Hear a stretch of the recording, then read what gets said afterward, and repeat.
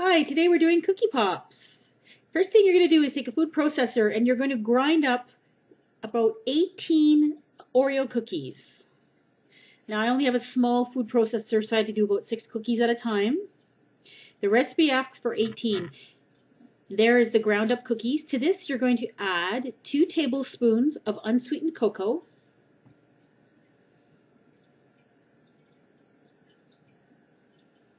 and 2 tablespoons of corn syrup. And you can use the clear corn syrup or the golden corn syrup.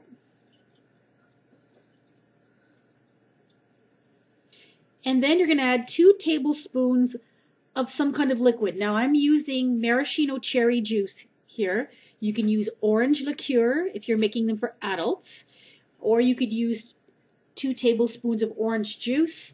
You need some kind of sweet liquid to put in there, and the flavoring of that is going to be up to you.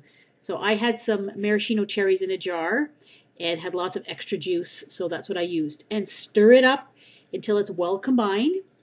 Now these are the sucker sticks that I use. I get them at the Bulk Barn. They're $2.49, and there's 100 in a package, so they're relatively inexpensive. So check your local store that sells candy making supplies to buy these. I'm sure you can get them online as well. Then take the dough and you're going to roll it between your hands until you get little balls about an inch and a half in diameter. And then take a sucker stick, dunk it into some melted chocolate, and push it into the cookie pop. The reason you're dunking it in melted chocolate first is it's going to help the stick adhere to stick to that cookie pop so it won't fall off easily. Just like that. Continue to do that.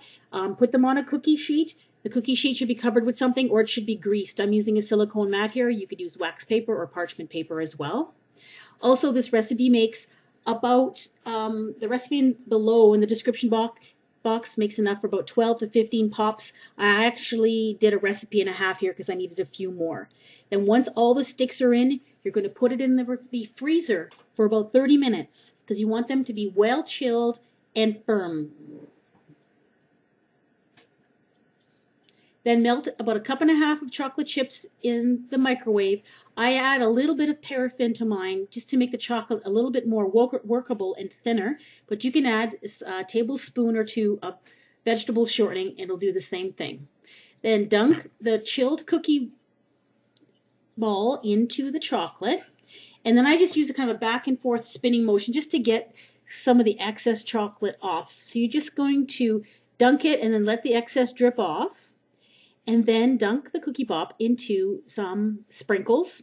You could use nuts. You could use miniature chocolate chips. Also, you could use maybe crushed peppermint candies or candy canes.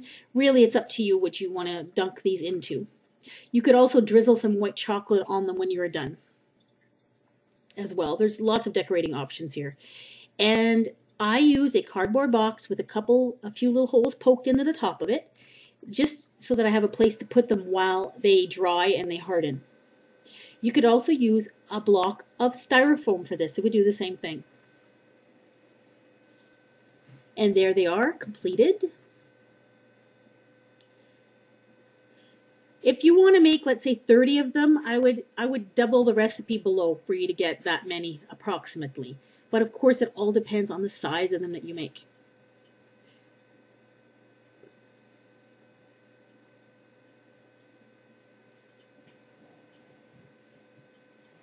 The inside is a little bit soft and it's truffle-like. It's quite tasty. Now what I did is I had these little sucker bags. I put them in and I just tied a little ribbon around them. And these are going to be little gifts for my son's class.